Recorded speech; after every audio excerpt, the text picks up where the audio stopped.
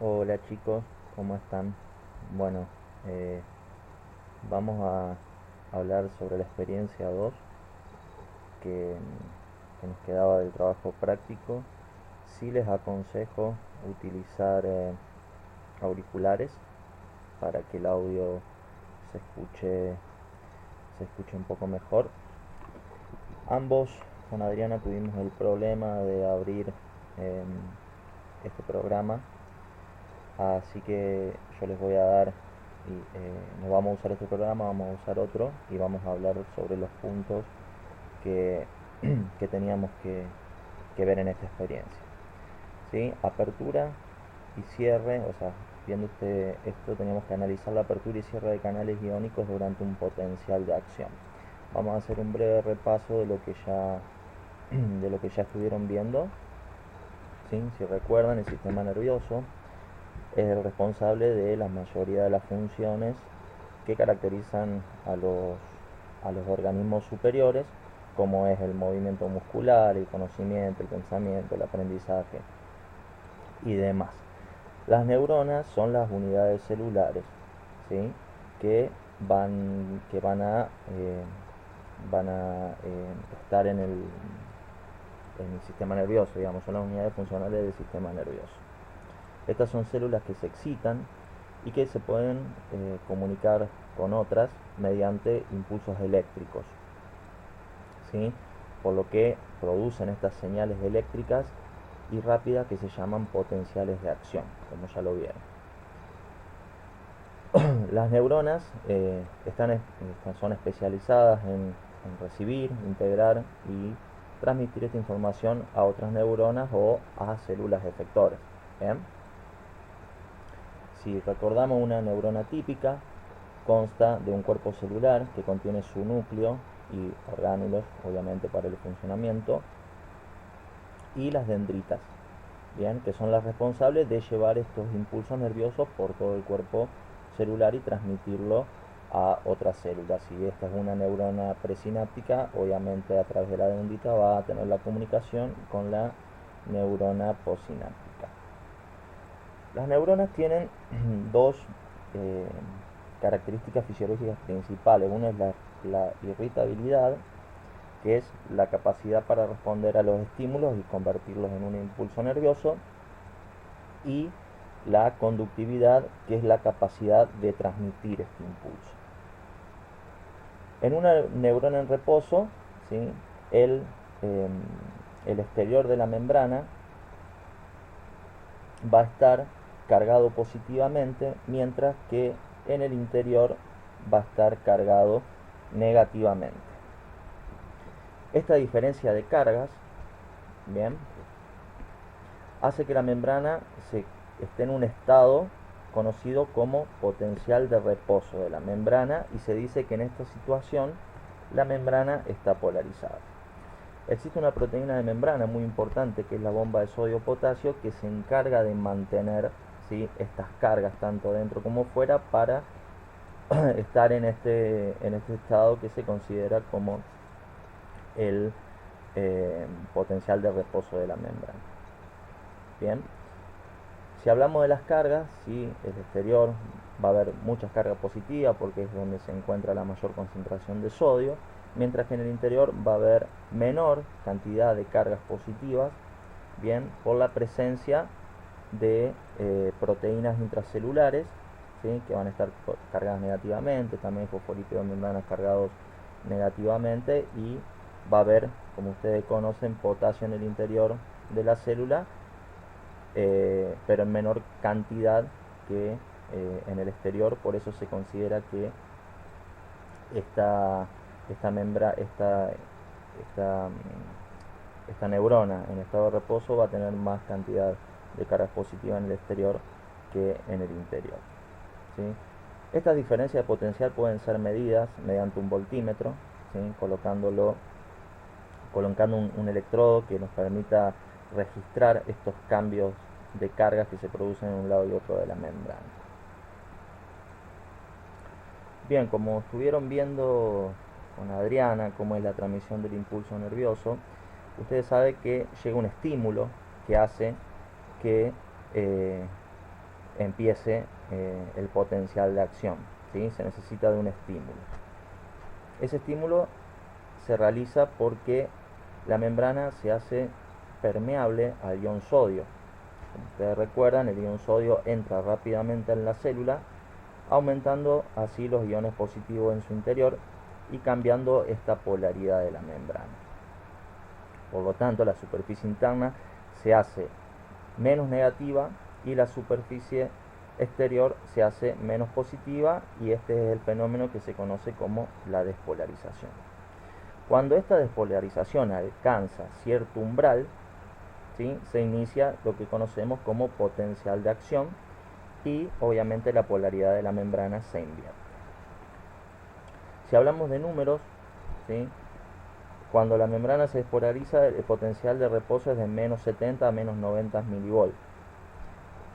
Cuando el potencial de acción alcanza 0 milivolts, indica que no hay diferencia de cargas a través de esta membrana, y esos canales de sodio que se habían abierto se empiezan a cerrar y se empiezan a abrir los canales de potasio para que los iones fluyan fuera de la célula siguiendo el gradiente electroquímico.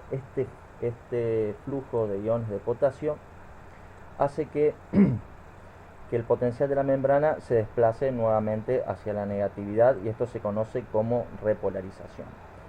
Como esos canales aún continúan abiertos, obviamente van a salir más iones potasio, entonces la membrana se hiperpolariza y después entra en acción lo que es la bomba de sodio-potasio para volver a restaurar ese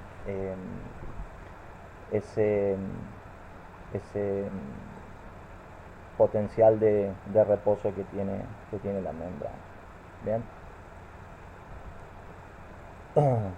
Generalmente la transmisión del impulso, ¿sí?, se inicia con la apertura de los canales sodios, pero hay un momento que se llama periodo refractario absoluto, que es cuando esta membrana no puede volver a estimularse nuevamente. Bien. No sé si de eso hablaron algo con la profesora. Pero hay una parte, ¿sí?, en la etapa de repolarización, que la membrana puede ser estimulada nuevamente, pero tiene que ser un estímulo muy fuerte, y este se conoce como periodo refractario relativo. Bien. ¿Por qué voy a esto? Porque un potencial de acción, una vez que se inicia, es un fenómeno que se autopropaga, bien, por toda la membrana de la neurona. Este potencial de acción, ¿sí?, sigue una ley que se llama del todo nada, ¿sí?, que se va a despolarizar toda la membrana, ¿sí? En el caso de las neuronas, este cambio se llama impulso nervioso. Bien, cuando recorre por toda la superficie de la neurona y alcanza el terminar axónico o la hendidura sináptica, ¿sí?, dependiendo de qué tipo de transmisión, ya sea inhibitoria o excitatoria, va a transmitir, ya sea por neurotransmisores o por sinapsis eléctrica. Bueno, voy a cortar un ratito y ahí continúo. Bien, si bien yo lo pauso, ustedes lo van a seguir viendo en continuo una vez que esté editado, ¿no? Bien, siguiendo con el temario de la experiencia 2, habla de la apertura y cierre de los canales iónicos, que lo estuvimos repasando durante lo que es un potencial de acción. Bien, habla ahora de que tenemos que ver de la propagación del potencial de acción de una fibra amielínica y una fibra mielínica. Bien, si ustedes recuerdan, las neuronas, habían neuronas que eran amielínicas, que no tenían esta vaina de mielina, y aquellas que sí lo tenían, y que la transmisión del impulso nervioso es más rápida cuando existe esta vaina de mielina, que permite hacer la conducción saltatoria del impulso, y por lo tanto la velocidad de transmisión de ese impulso es mucho mayor. Acá este es un simulador que, bueno, lo vamos a seguir utilizando en las otras teorías, donde acá le muestro para que veamos, ¿sí? Tenemos un nervio de una rana, ¿sí?, le aplicamos un voltaje y le damos un estímulo. Bien, vamos a ver todas las fases, ¿sí? La despolarización, la fase de polarización, la hiperpolarización y después la restauración al nivel de esa transmisión del impulso, y vemos que con ese voltaje que nosotros le aplicamos mediante el uso del osciloscopio podemos determinar que el tiempo de que se produce ese potencial de acción es de 2 milisegundos. Ahora bien, esta es una neurona, ¿sí?, mielínica, que tiene la vaina de mielina. Acá tenemos un nervio de rata que tiene el mismo diámetro, ¿sí? Recuerden que eh, la velocidad de conducción dependía de el tipo de neurona, si era mielínica o mielínica, de la longitud de la neurona y del tamaño de la neurona. En este caso, veamos un nervio de rata, el cual posee el mismo tamaño que el nervio mielínico que vimos de la rana. Nosotros, si hacemos el estímulo, obviamente vemos acá la diferencia de tener la mielina y la de no tenerla. Bien, el nervio de la rana que tenía mielina, el impulso duró aproximadamente 2 milisegundos, mientras que este duró el inicio 3 milisegundos. O sea que el nervio mielínico de igual longitud de la rana, la transmisión del impulso va a ser mucho mayor que de la rata, que no tiene la vaina de mielina. Y si analizamos otro nervio, este mielínico, de mucho mayor grosor, este nervio, ¿sí?, y de mayor longitud, y lo estimulamos, vamos a ver cómo la respuesta, ¿sí?, a ese potencial de acción es mucho más rápida que en los dos casos anteriores. Esto, si nosotros lo pensamos como un cable, obviamente un cable más grueso, con mayor cantidad de transmisores en su interior, obviamente la señal va a ser mucho mayor. Esto para que vean y sepan las diferencias entre lo que es un nervio que posee la vaina de mielina y no, las diferencias, y cómo su longitud, ¿sí?, interfiere en lo que es la transmisión de este impulso.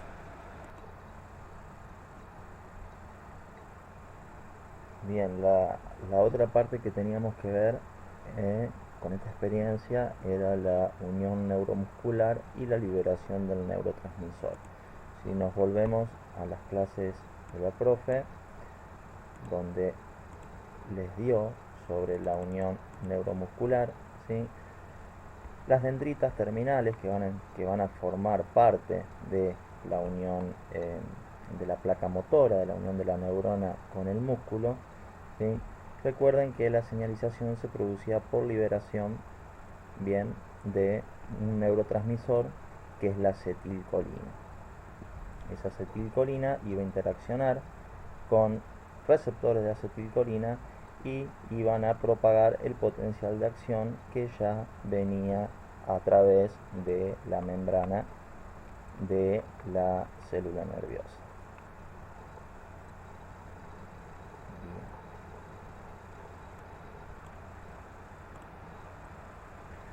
Lo otro que les pide es la acción de esos neurotransmisores cuando el canal iónico forma parte de la estructura del receptor como acción directa y cuando opera sobre canales a distancia. Si volvemos a lo que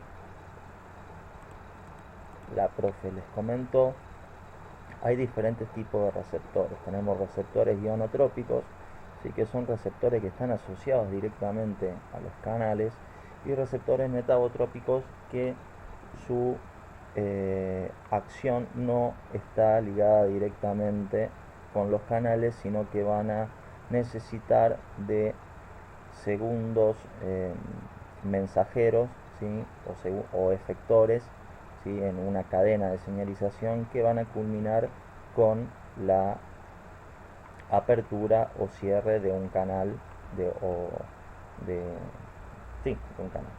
Bien, si hablamos de los receptores ionotrópicos, ¿sí?, están directamente unidos al canal según el neurotransmisor. Si hablamos, por ejemplo, de acetilcolina, y eso permite la apertura, en este caso supongamos que sea un canal de sodio, y eso va a transmitir el impulso ya en las células musculares. Mientras que si fuera un receptor metabotrópico, primero el neurotransmisor se va a unir a una proteína que se va a interaccionar con, por ejemplo, una proteína G que tiene dos subunidades, que esa interacción hace que se desacople esa proteína G, y la subunidad alfa es la que termina activando a ese canal.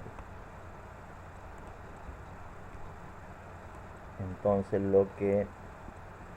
esta parte del práctico era el objetivo de esta parte del práctico era, bueno, reforzar los conocimientos sobre lo que es la transmisión del impulso nervioso, ¿sí? Y quiénes son los actores vinculados en esta transmisión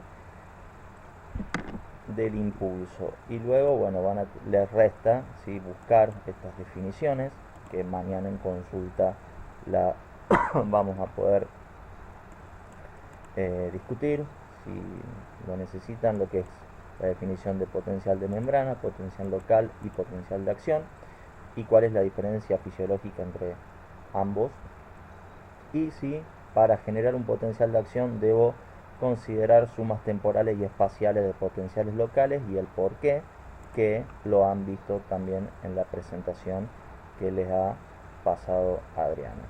Así que bueno, les pido disculpas por los inconvenientes a la hora de presentar esta experiencia, y nos estamos encontrando el día de mañana.